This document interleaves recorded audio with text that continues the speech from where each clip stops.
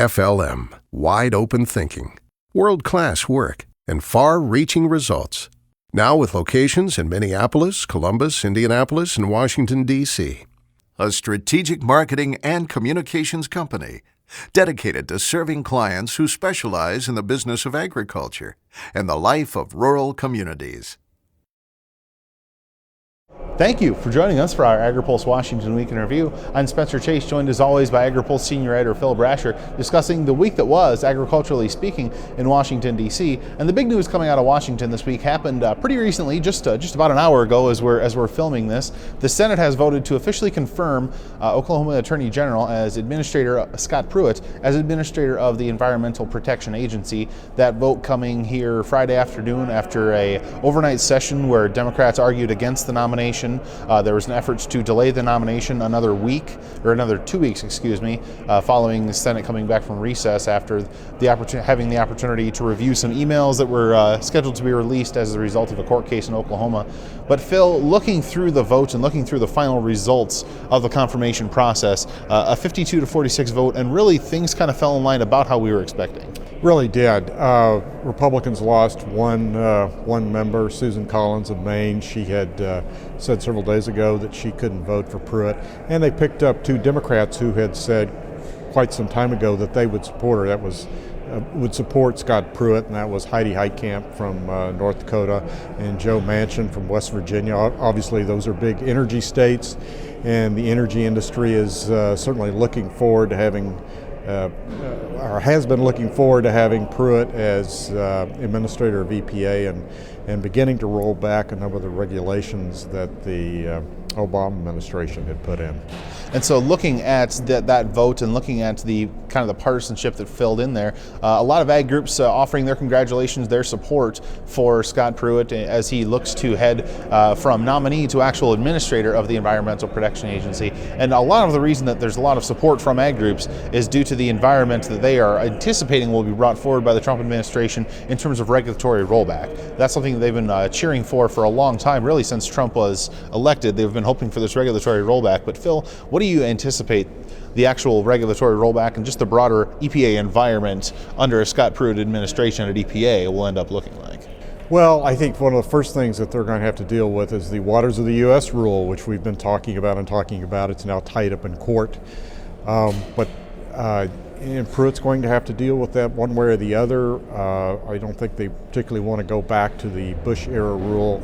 There have been a couple of Supreme Court cases that have urged Congress to get involved and clarify exactly what areas fall under the jurisdiction of the Clean Water Act. So that's going to be job number one. We know Scott Pruitt, as Attorney General of Oklahoma, sued EPA over this and some other issues. Now he's going to be in charge of fixing it, coming up with a solution that can stand up in court. That's going to be quite a tall order. Obviously, there'll be a new renewable fuel standard that they're going to have to write. There was a lot of concern initially, as you know, and reported on Spencer about him because he had been a critic of the RFS as Attorney General in Oklahoma.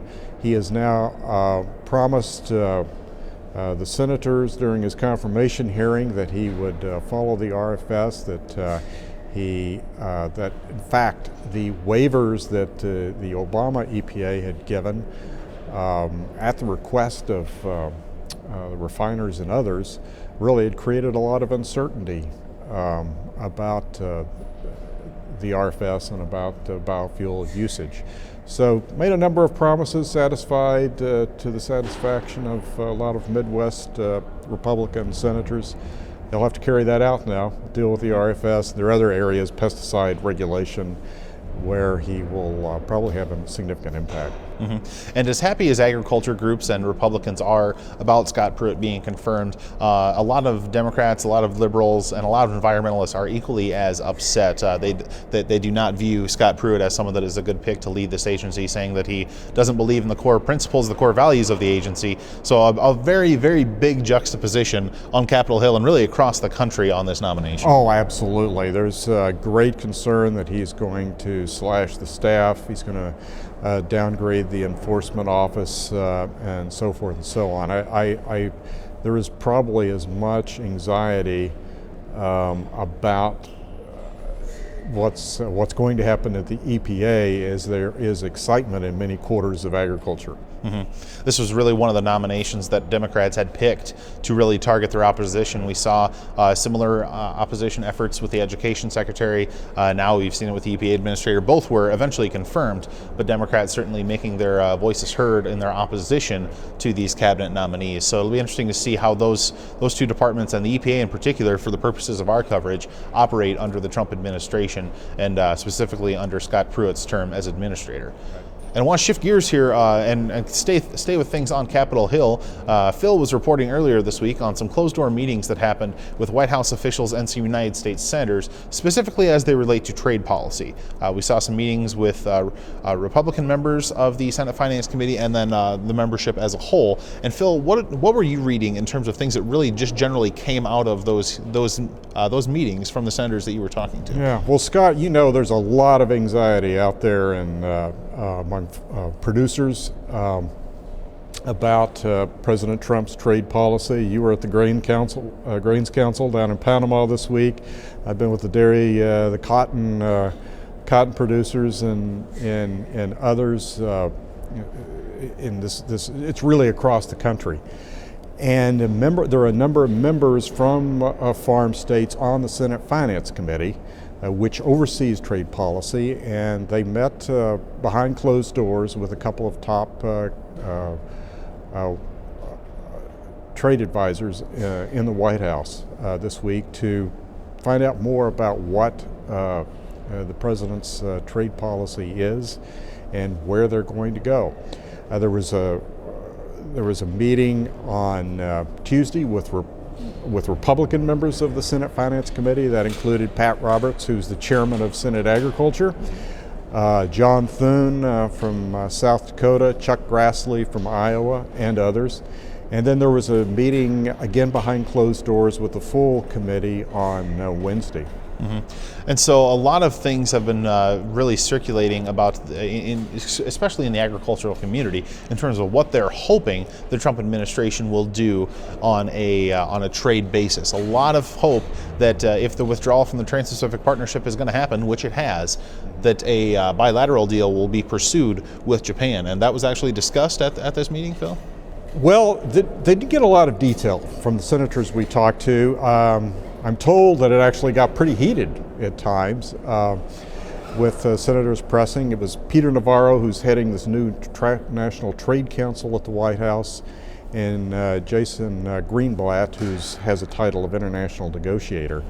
Pat Roberts, chairman of Senate Agriculture Committee, said he pressed Navarro in particular about their strategy in terms of what are you going to do? You pulled out of the TPP. When are we going to see new agreements? He pressed them to get started as quickly as possible on doing a bilateral agreement with Japan. The one thing he did say he did get out of them, and he was pleased with, was that the U.S. Trade Representative nominee as Bob Lighthizer was going to be in charge of negotiations. That's really been up in the air, and there's been a lot of concern that I've heard that Trump was really downgrading the U.S. Trade Representative's office, and that it might be Navarro or somebody else, or the Commerce nominee, Wilbur Ross, who would be in charge of trade policy. A lot of concern there. Robert said he got a commitment that Bob Lighthizer, the USTR, new U.S. Trade Representative, when and if he gets confirmed, will be in charge of negotiations. So you mentioned Commerce Secretary nominee Wilbur Ross. Important to note that before going home for the week and for the President's Day week recess, the Senate did vote to move ahead on a procedural vote, on a cloture vote, with his nomination, about 66 senators voting in favor. So it looks to be a little bit more popular than some of the nominees that we've seen previously. Pruitt in particular garnering 52 votes in support, this one getting 66. This definitely shows a bit of a sea change there in terms of getting a little bit more Democratic support for his nomination. But I think that's going to about do it for what we want to talk about this week. Next week, some things to note. Agricultural Outlook Forum, is going to be happening here in the DC area. It's actually in Arlington, Virginia, but a lot of USDA projections are going to be released, so stay tuned to agripulse.com for that. And next week, the Senate Agriculture Committee is heading the road, going to Manhattan, Kansas, to Kansas State University to discuss, to have a listening session on the 2018 Farm Bill, or on the next Farm Bill, whenever it should be passed. But a lot of interesting information the senators are hoping to get from there about how the current Farm Bill is working, what improvements can be made, things like that. And it's really the kickoff, especially in the upper chamber, of the Farm Bill process. So some interesting things to watch from that, as well as from Agricultural Outlook Forum, and we'll be sure to keep both of those events covered here at agripulse.com. For Phil Brasher, I'm Spencer Chase. Have a good one.